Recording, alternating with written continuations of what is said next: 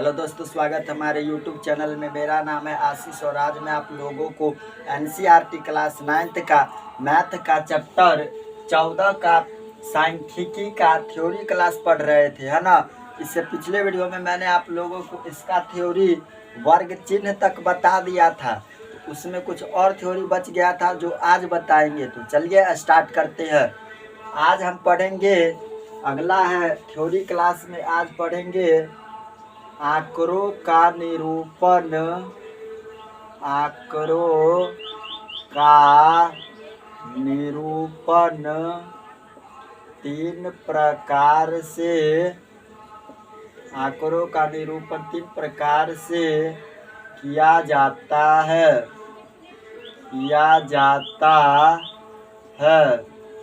आंकड़ों का निरूपण तीन प्रकार से किया जाता है। कौन कौन? पहला है आपका दंड आलेख, पहला है दंड आलेख, और दूसरा है आयत चित्र। दूसरा क्या है? आयत चित्र है। तीसरा क्या है? तीसरा है बारंबारता बहुभुज।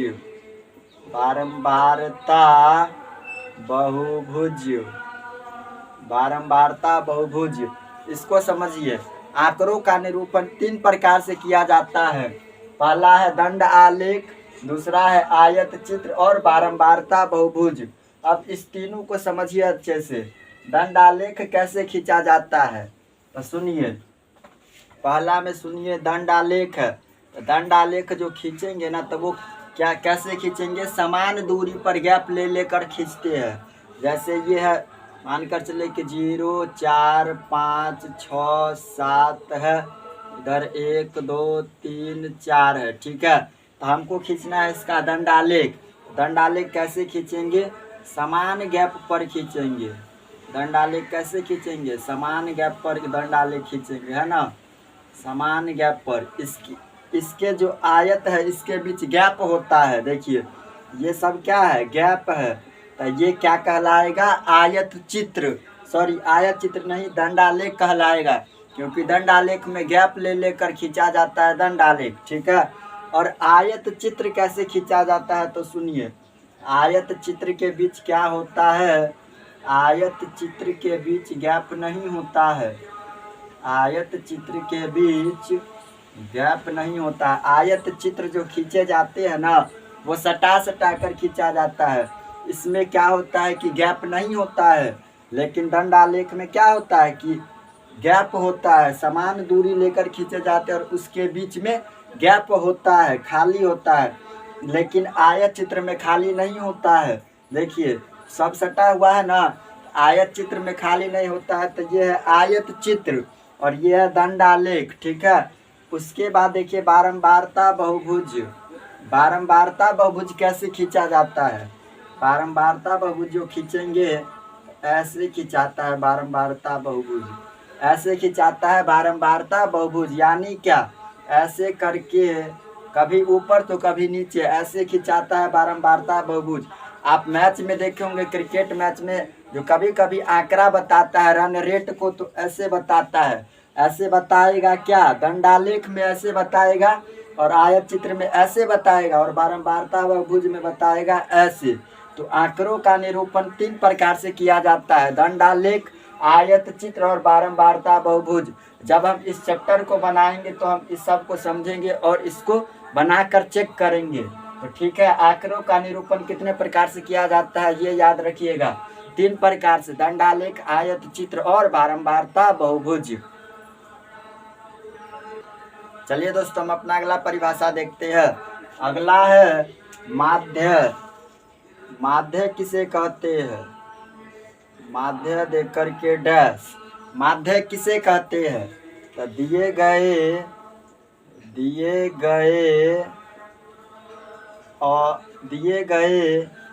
आंकड़ा को, दिए गए आंकड़ा के औसत मान को, दिए गए आंकड़ा के औसत मान को माध्य कहते हैं।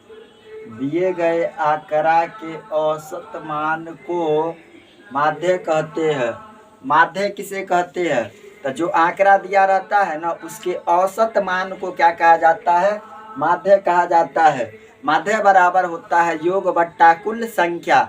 जाएगो देखिए, जैसे देखिए माध्य बराबर क्या होगा? योग बट्टा कुल संख्या, प्रेक्षणों का कुल योग बट्टा प्रेक्षणों की कुल संख्या। तो माध्य किसे कहते हैं? तो दिए गए आंकड़ा जो दिया रहता है ना उसके औसत मान को क्या कहा जाता है? माध्य कहा जाता है। अब यहाँ पर माध्य निकालने का सूत्र लिख लीजिए। माध्य बराबर होता है प्रेक्षणों, माध्य बराबर प्रेक्षणों की संख्या, माध्य बराबर प्रेक्षणों की संख्या बट्टा में प्रेक्षणों की कुल संख्या, प्रेक्षणों की कुल संख्या। माध्य बराबर क्या होता है? प्रेक्षणों की संख्या। जाएगो आंकड़ा है ना उसको जोड़िए और जितना आंकड़ा है उससे भाग दीजिए, ठीक है। माध्य बराबर प्रेक्षणों का यहाँ पर योग होगा। माध्य बराबर क्या होगा? प्रेक्षणों का योग, प्रेक्षणों का योग बट्टा प्रेक्षणों की कुल संख्या। माध्य बराबर होता है प्रेक्षणों का योग बट्टा कुल संख्या, है ना। माध्य किसे कहते हैं? तो दिए गए आंकड़े के औसत मान को माध्य कहते हैं। माध्य निकालने का सूत्र होता है प्रेक्षणों का योग बट्टा प्रेक्षणों की कुल संख्या। जैसे देखिए, जैसे वो देखिए, जैसे 2 4 6 8 10 है ना, 2 4 6 8 10 है। इसका माध्य ज्ञात करें, का माध्य ज्ञात करें, माध्य ज्ञात करें। तो माध्य ज्ञात करने का फॉर्मूला क्या होता है? योग बट्टा कुल संख्या। तो माध्य निकालने का फॉर्मूला होता है योग बट्टा में कुल संख्या। माध्य बराबर होता है योग बट्टा कुल संख्या। तो सबको जोड़िए, देखिए सबको जोड़िए। पहले क्या है? 2 है, 4 है, 6 है, 8 है और 10 है। सबको जोड़ लीजिए, ठीक है। और जितना संख्या है ना उससे भाग दीजिए कुल संख्या। तो काय गो संख्या है? 1 2 3 4 5 गो, 5 गो संख्या है तो 5 से भाग दे देंगे। अभी सबको जोड़िए, कितना होगा? 4 2 6, 6 6 12, 12 8 कितना होगा? 20। 20 का 0 हासिल 2, 1 और 2 कितना हो जाएगा? 3। अब बट्टा में क्या है? 5 है तो 5 छक्के 30। माध्य बराबर कितना निकल गया? 6 आंसर। तो माध्य निकालने का फॉर्मूला क्या होता है? योग बट्टा कुल संख्या। तो माध्य समझ गए। जैसे माध्य बोलेगा किसी भी आंकड़ा का निकालने के लिए तो क्या करेंगे? जितना आंकड़ा रहेगा ना उस सबको पहले एक बार जोड़ लेंगे, अजायगो संख्या रहेगा उतना से भाग दे देंगे तो आपका माध्य निकल जाएगा। चलिए दोस्तों, हम अपना अगला परिभाषा देखते हैं। अगला है माध्यक। अगला स्टार करके लिखेंगे, माध्यक दे करके डैश। माध्यक किसे कहते हैं? तो दिए गए आंकड़ों के, दिए गए आंकड़ों के, दिए गए आंकड़ों के ठीक बीचों बीच, ठीक बीचों बीच, देखिए दिए गए आंकड़ों के ठीक बीचों बीच वाले मान को, ठीक बीचों बीच वाले मान को माध्यक कहा जाता है। माध्यक कहा जाता है। दिए गए आंकड़ों के ठीक बीचों बीच वाले मान को माध्यक कहा जाता है। और किसी भी आंकड़ा का, और किसी भी आंकड़ा का माध्यक निकालने, और किसी भी आंकड़ा का माध्यक निकालने से पहले, और किसी भी आंकड़ा का माध्यक निकालने से पहले उसे बढ़ते क्रम में, उसे बढ़ते क्रम में सजाया जाता है। बढ़ते क्रम में सजाया जाता है। और किसी भी आंकड़ा को किसी भी आंकड़ा का माध्यक निकालने के लिए क्या किया जाता है, सबसे पहले उसको बढ़ते क्रम में सजाया जाता है, तब उसका माध्यक निकलता है ना। तो अब माध्यक क्या है इसको समझिए। तो दिए गए आंकड़ों के ठीक बीचों बीच वाले मान को क्या कहते हैं, माध्यक कहते हैं। और किसी भी आंकड़ा का माध्यक निकालने के लिए क्या किया जाता है कि सबसे पहले उसको बढ़ते क्रम में सजाया जाता है। और माध्यक निकालने का दो गो फार्मूला होता है। जब n का मान सम हो, n का मान सम हो तो उसका अलग फार्मूला होता है, और जब n का मान विषम हो तब उसका अलग फार्मूला होता है। उस दोनों फार्मूला को लिख लीजिए। तो देखिए फार्मूला क्या होता है, माध्यक निकालने का फार्मूला होता है, माध्यक निकालने का फार्मूला होता है n+1/2 मान, n+1/2 मान। ये फार्मूला कब लगता है, तो जब n बराबर क्या हो, विषम हो, जब n बराबर विषम हो। देखिए माध्यक में जब n का मान विषम रहेगा तब कौन फार्मूला लगाएंगे, n+1/2 मान। और एक और फार्मूला होता है, माध्यक बराबर n/2 प्लस 1वें मान, n/2 प्लस n/2 प्लस 1वें मान, और भागा क्या होता है 2। ये कब होता है, जब n का मान सम हो। ये फार्मूला कब लगता है, जब n बराबर क्या हो, सम हो, जब n बराबर क्या हो, सम हो। अब इस दोनों फार्मूला को समझिए। जब n का मान विषम रहेगा ना तब क्या लगेगा, कौन सा फार्मूला लगेगा, n+1/2 मान। और माध्यक में जब n का मान सम रहेगा तब कौन फार्मूला लगेगा, n/2 प्लस n/2 प्लस 1वें मान भागा 2। तो माध्यक निकालने का दो गो फार्मूला होता है, एक होता है n बराबर सम पर और एक होता है n बराबर विषम पर। तो माध्यक समझ गए, माध्यक निकालने का दो गो फार्मूला लिख लीजिएगा। यहीं पर क्या बनेगा कि सवाल इसी पर बनेगा। तो जब n का मान विषम होता है n+1/2 मान, और जब n बराबर सम होता है n/2 प्लस n/2 प्लस 1वें मान भागा 2 होता है। चलिए दोस्तों हम अपना अगला परिभाषा देखते हैं। अगला है बहुलक। अगला स्टार करके लिखेंगे, बहुलक दे करके डैश। बहुलक किसे कहते हैं, तो बहुलक का परिभाषा देखिए। दिए गए आंकड़ों में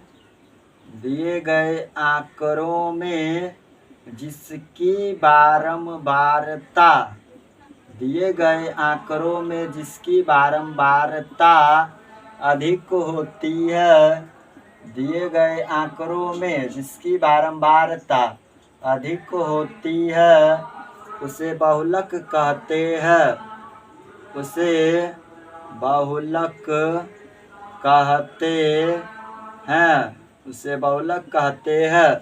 बहुलक किसे कहते हैं, तो किसी भी आंकड़ा में जो संख्या बार बार आ रहा हो, जो अधिक बार आता हो, जो सबसे ज़्यादा बार आया हो, उसे कहते हैं बहुलक।